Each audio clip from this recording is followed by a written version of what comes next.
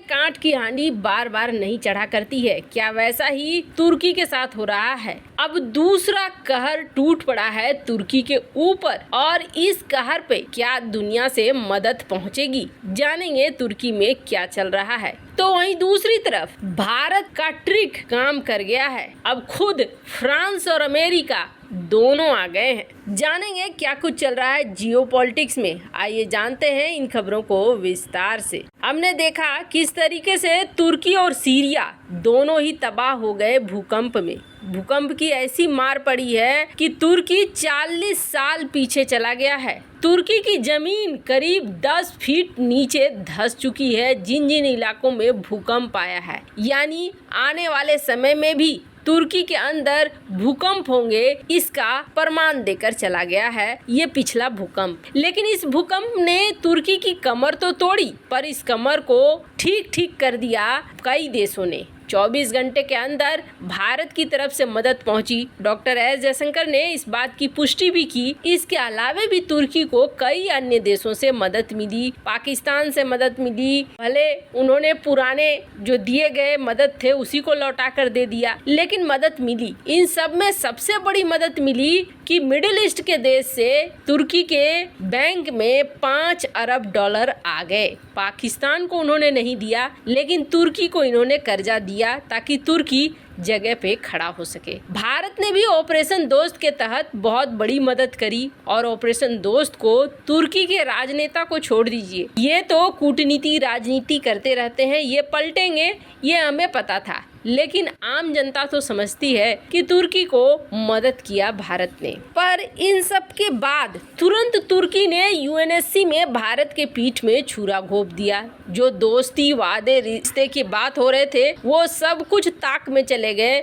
और यूएनएससी में कश्मीर मामले में पाकिस्तान का समर्थन कर दिया। वैसे आपको बता दें, जिस समय भारत और दुनिया के देश मदद कर रहे थे, पाकिस्तानी प्रधानमंत्री पहुंचना चाहते थे तुर्की, तो तुर्की की तरफ से ना कर दिया गया था। हालांकि दूसरी बार शहबाज शरीफ को आने दिया गया था। जब शहबाज शरीफ पहुंचा था तब ये कहा जाने लगा था अंतर्राष्ट्रीय मीडिया में कि तुर्की पाकिस्तान के साथ दोस्ती बनाए रखना चाह रहा है, क्योंकि तुर्की का एक बड़ा लालच है और वो लालच है कि तुर्की चाहता है पाकिस्तान से न्यूक्लियर टेक्नोलॉजी। यही वजह है कि तुर्की पाकिस्तान को भाव दे रहा है, वरना जिस दिन उसके हाथ में न्यूक्लियर टेक्नोलॉजी आ गई उस दिन वो कोई भाव नहीं देगा और पाकिस्तान के साथ खड़ा रहना भी पसंद नहीं करेगा। खैर ये तो भविष्य की बात है, अभी तक तो यही दिख रहा है कि दोनों भूखे नंगे लैला मजनू बनकर घूम रहे हैं। पर इस तुर्की में ऐसा लगता है कि कुदरती कहर टूटना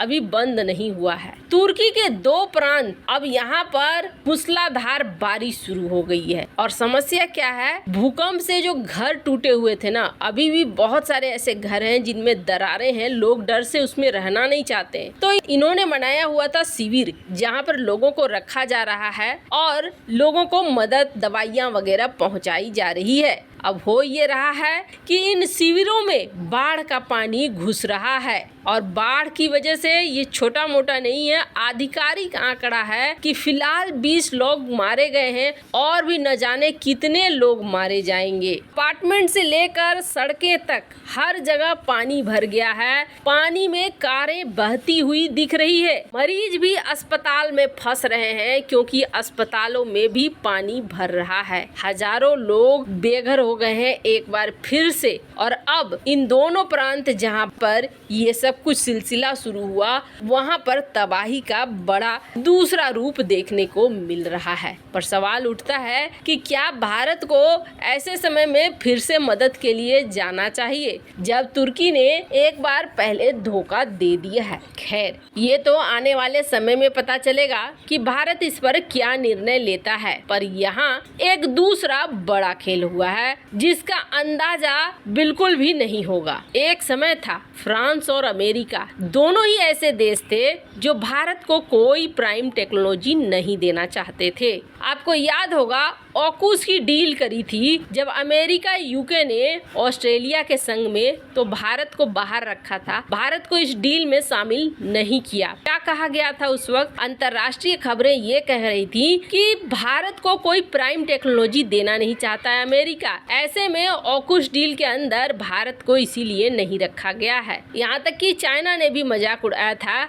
कि क्वाड में तो तुम्हें रखा पर ऑकूस में तुम्हें नहीं रखा। इसका मतलब है कि टेक्नोलॉजी सिर्फ वो अपने प्रिय देशों को ही देगा। बात भी सही थी। एक और कहानी हुई थी जब भारत ने प्रोजेक्ट 75I लॉन्च किया था। भारत ने डिमांड किया था, भारत ने कहा था कि इसमें AIP सिस्टम होना चाहिए, यानी एयर इंडिपेंडेंट प्रपल्सन। ये चीज क्या है तो आपको बता दें, ये गैर परमाणु पनडुब्बियों में AIP क्षमता होती है कि ये 15 दिन तक 20 दिन तक पानी के अंदर रह सकते हैं, यानी ईंधन के लिए इन्हें बार बार आने की जरूरत नहीं होगी। जो न्यूक्लियर सबमरीन होते हैं वो बहुत आवाज करते हैं, उनको पकड़ना बहुत आसान हो जाता है, ट्रैक करना। हालांकि पानी के अंदर वो काफी समय तक रह सकते हैं, लेकिन उनसे साउंड के वजह से पकड़ना आसान हो जाता है। पर डीजल वाली जिनमें AIP लगा है, कम से कम 15 से 20 दिन भी अगर वो पानी के अंदर रहती है तो इनकी आवाज इतना ज्यादा नहीं होती है, इसलिए दुश्मन को धोखा देना आसान हो जाता है। भारत इस AIP सिस्टम को चाहता था अपने सबमरीन्स में, इसलिए भारत ने प्रोजेक्ट 75I में इसे रखा था। पर उस वक्त फ्रांस ने भी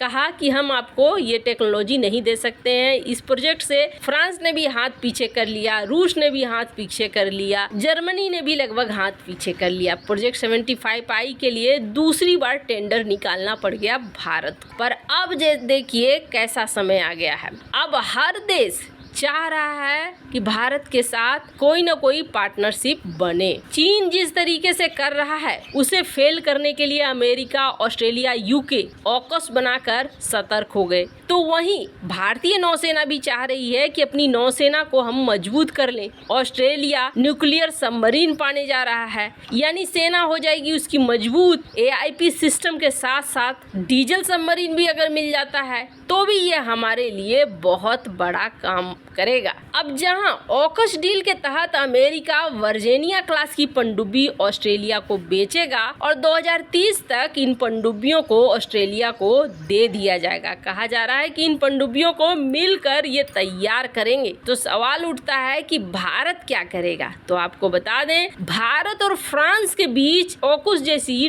डील होने की बात कही जा रही है और इस डील में परमाणु पनडुब्बियां या फिर AIP वाली डीजल पनडुब्बियों के बनाने की बात हो रही है। बताया जा रहा है कि फ्रांस के नौसेना ग्रुप और मजगांव डॉक शिपयार्ड की तरफ से 3 अटैक पनडुब्बियों का निर्माण किया जा रहा है जो डीजल वाली हैं, लेकिन इनमें AIP लैस है। इसके अलावे दोनों देश न्यूक्लियर टेक्नोलॉजी वाली सबमरीन्स बनाने के ऊपर भी बात कर रहे हैं। अगर ये डील पूरी होती है तो इसका मतलब है समंदर में भारतीय नौसेना को एक बहुत बड़ी बढ़त मिलेगी। वैसे अमेरिका भी अब कई टेक्नोलॉजी भारत को ऑफर कर रहा है। समय के साथ खुद ब खुद ये देश जो कभी भारत को छोड़ कर गए थे वापस आ रहे हैं। वैसे इन सब मामले में आपकी क्या राय है? कमेंट कर जरूर बताएं।